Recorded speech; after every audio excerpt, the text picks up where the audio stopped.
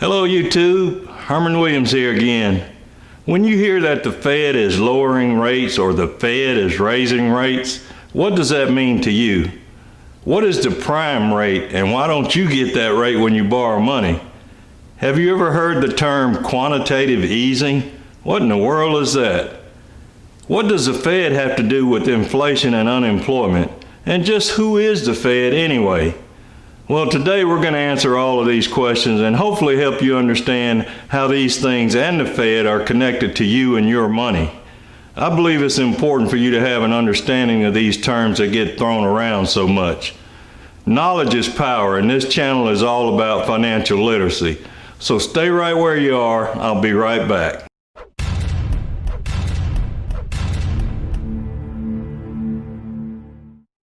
So let's start with who is the Fed. The Fed is short for the Federal Reserve Board. The Federal Reserve Board is the governing body of the Federal Reserve System, which is America's central bank. The Federal Reserve Board is an independent, non-government agency that is in charge of conducting monetary policy through either open market operations or by setting interest rates. I'll talk more about what open market operations are in a moment.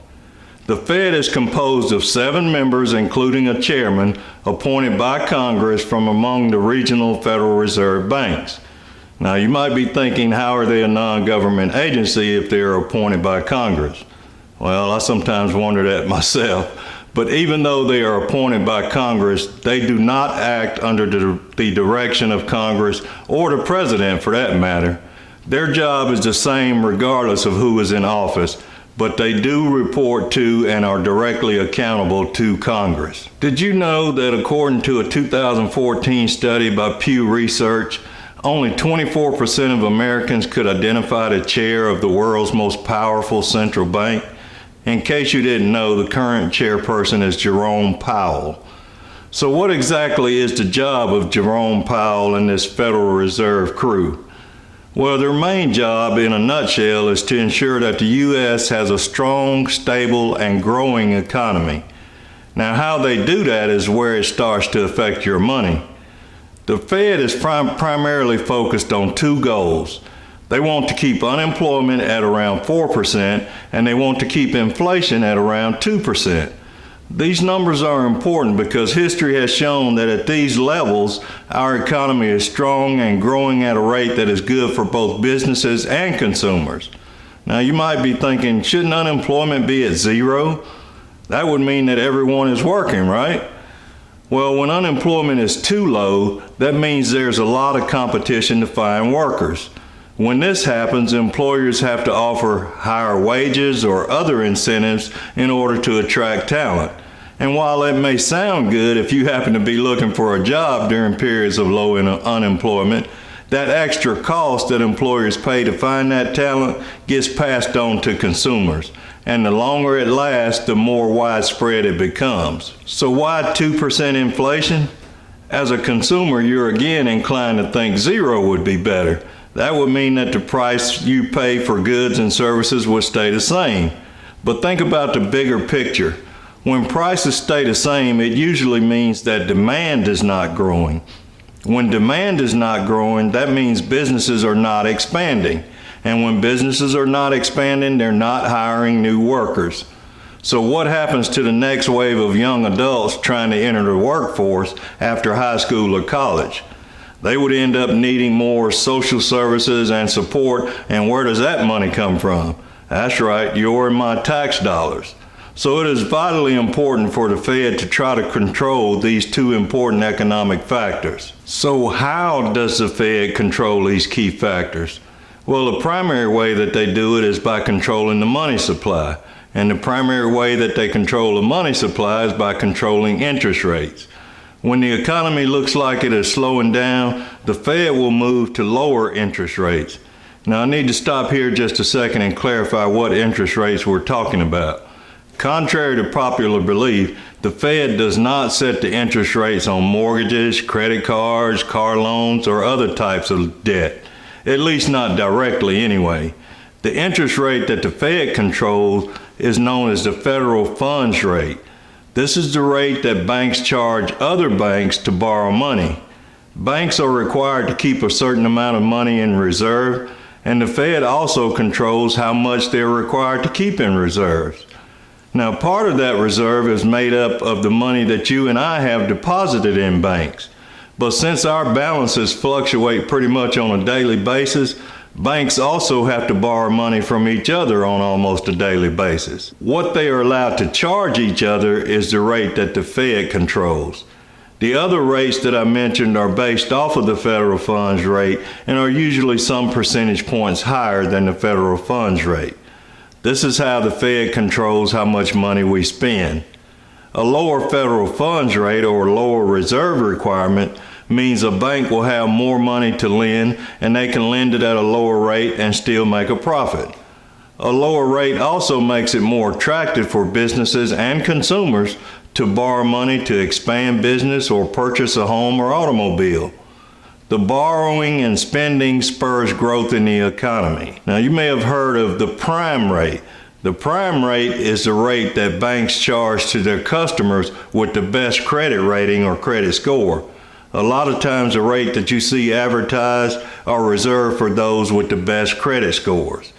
That's why the rate that you qualify for is usually slightly higher or sometimes much higher than the advertised rate.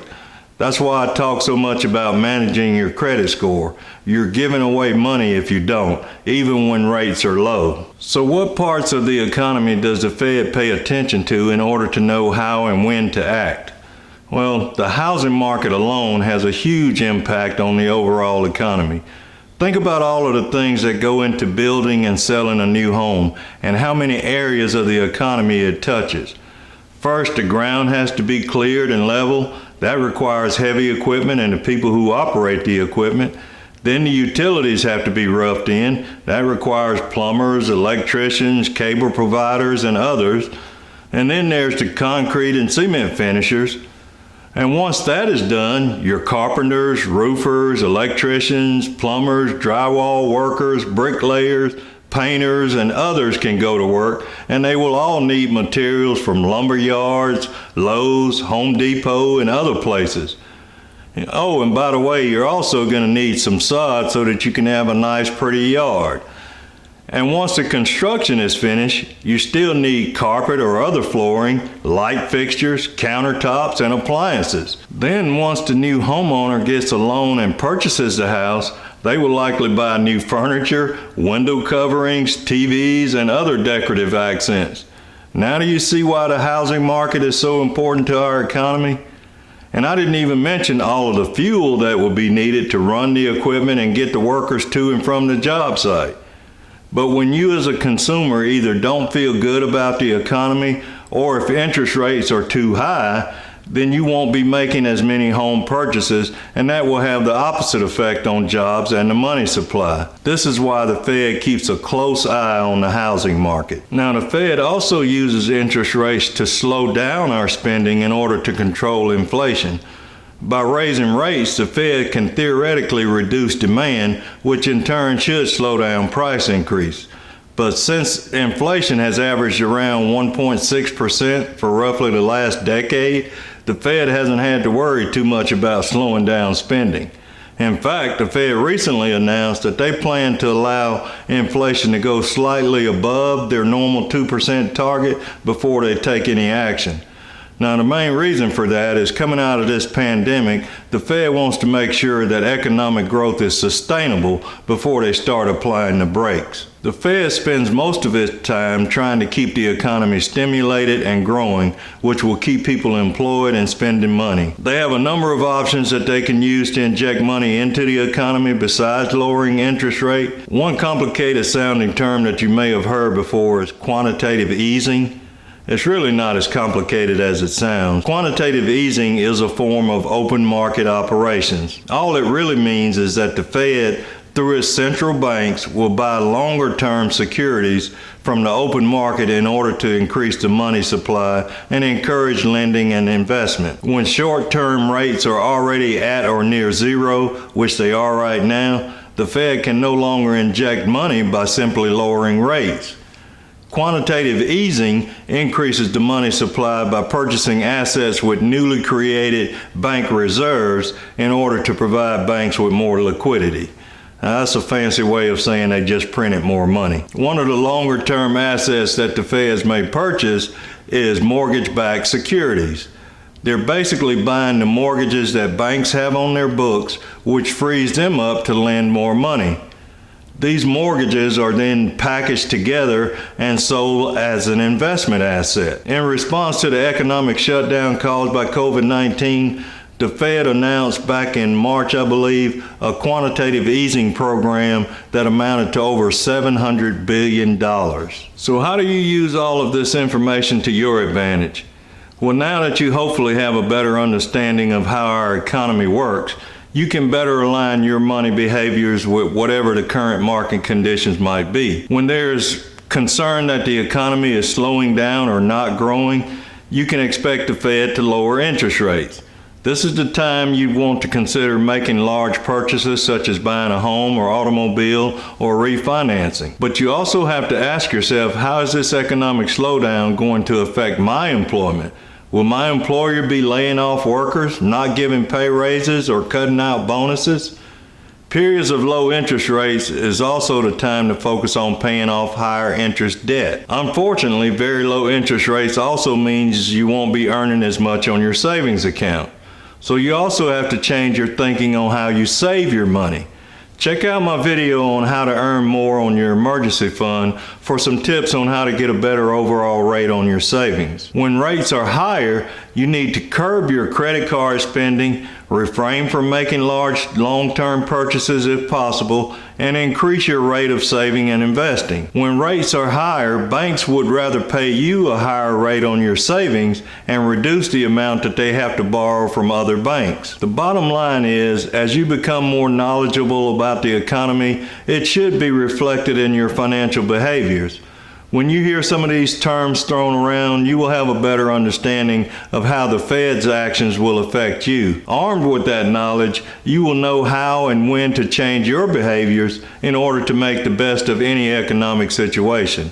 And like I always say, change your behaviors and you can change your life. So until next time, behave well.